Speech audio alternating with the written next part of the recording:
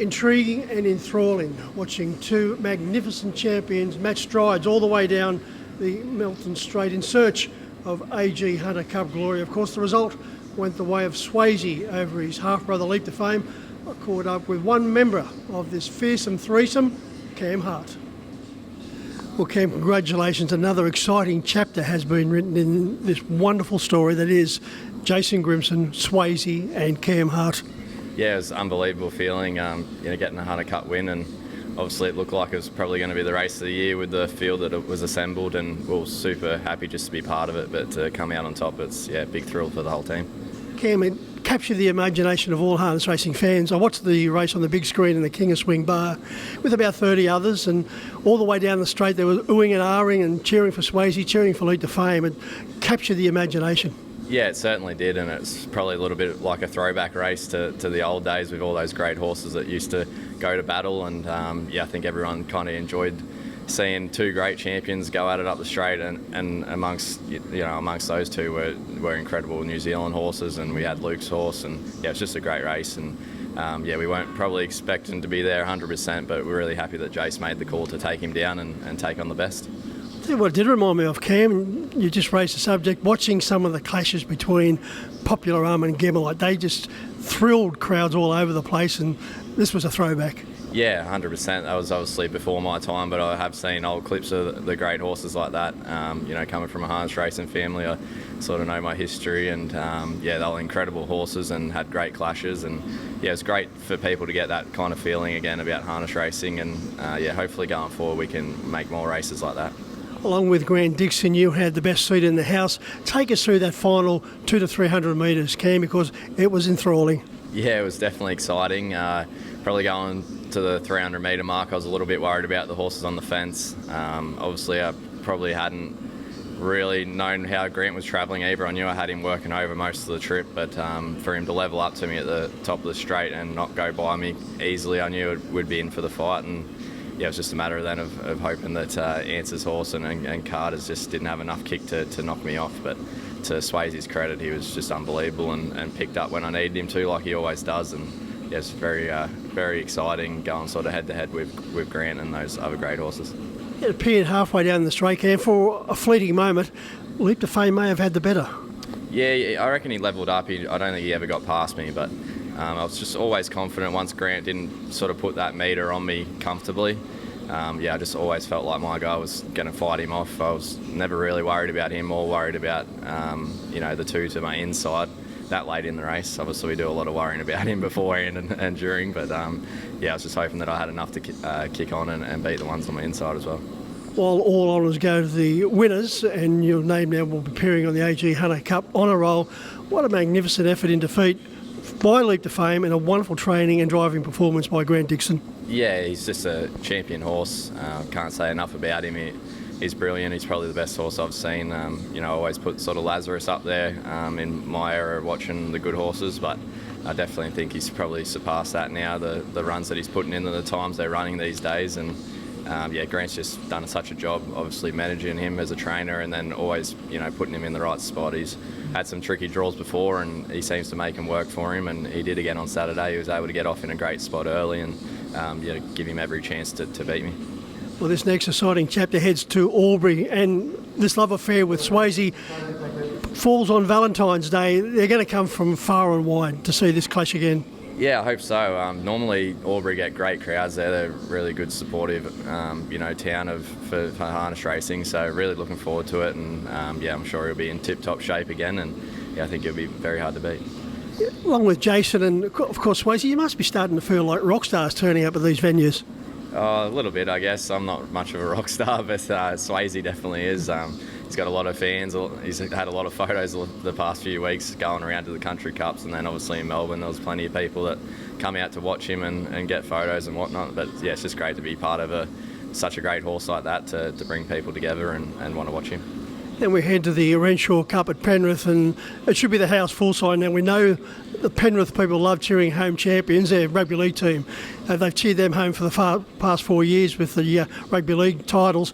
It's going to be certainly a house full sign. The place will be rocking. Yeah, I just can't wait, and Penrith can get some nice crowds just on a normal night, so hopefully we can pack it out and yeah, it's obviously the last leg to go for the whole lot if we happen to be successful at Albury. So definitely be looking to put on a show and probably make it a brutal race like it was in Melbourne and really try and get the job done in style. Cam, you've driven a lot of winners throughout your career. You've driven numerous, multiple feature winners, but driving Swayzee in the manner in which you're going through at the moment, this is a life-changing experience. Yeah, it definitely is. It is next level to all my probably other even Group 1 races. Just the way he runs his races and the will to win he has, but it's very unnatural to run quarters like that over the long trips like he is, and it probably just shows the faith I have in the horse. You just cannot do it with any other horse. To be able to sustain the runs that he does and lift when he needs to, it's just unbelievable, and very privileged to be driving him. Of course, it does help the fact you've got a very astute trainer in Jason Grimson. Yeah, 100%. You can't do it without great trainers. You can have good horses, but if they don't have great trainers, they'll never get to the level that Swayzee has. And I can just always go out there knowing that Jace has him spot on, and he's the best trainer in Australia for big races like that to have him spot on, and that gives me confidence that I can go out there and do what I did on Saturday, run a brutal race, and know that he's going to keep lifting for me. All the drama surrounding the race then turned to drama at Ted Caruana's property where Swayzee was staying, along with a number of other horses. Wonderful effort by Ted to react so swiftly as he did to look after those horses when that threatening fire was rapidly approaching. Yeah, I was very shocked to hear that news. Obviously, I think the firefighters did a brilliant job from what I've heard, and obviously Ted's done terrific to get the horses all safe, and it's just good to see everyone was okay, and could have turned out to be really bad, but luckily enough Ted handled the situation great, and got everyone and all the horses safe. And Cam, isn't it typical of harness racing people or horse lovers?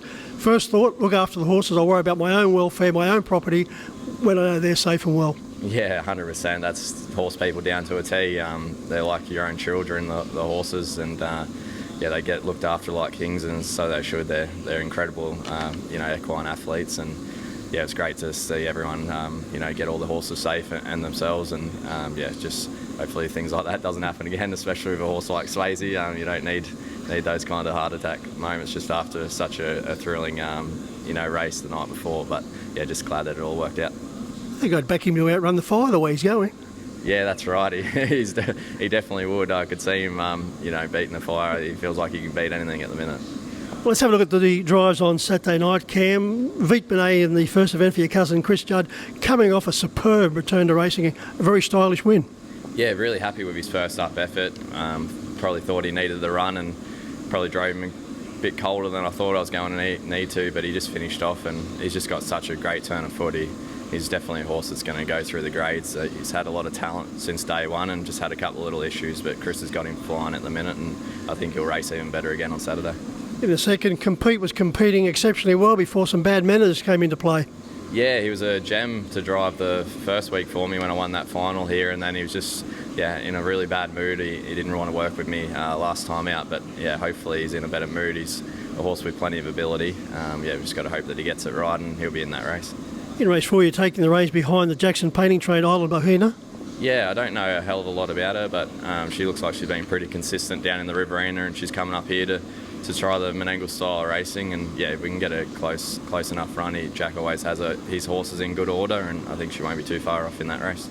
Well, Terry's been unplaced in his past 4 starts since he's 4th in the Inter Dominion behind Don Hugo, but he hasn't been disgraced, and he certainly looks ready to win a race. Yeah, definitely. I think he might have run second Saturday, so I think he's in good form. He's been a little bit unlucky, but he hit the line really well there on Saturday, and I think this race really suits. It's probably not the hardest free-for-all it's been the last couple of weeks here, so I think he's probably one of the class horses, and the way he's going, I think he'll be a major player there. Yeah, you're certainly correct. Finished 8.5 metres behind I Love a Bubbles in running second, and over to Montalbano, a newcomer to Chris's Stables from Ricky Orchin. Yeah, he got fairway back over the 2300 last week, and his last sectionals were pretty good for himself, so he's back to a mile, which I think suits better, and he's got good tactical speed off the gate, and I'll talk to Chris to see what he wants to do, but he always puts himself in a good spot to be an each-way hope. What's the best, Cam? I'd probably have to say Vite Benet. Have a lot of time for the horse. I think he's on the way up, and the way he won first up, I think he's only going to be better, so hopefully we can get the job done with him again.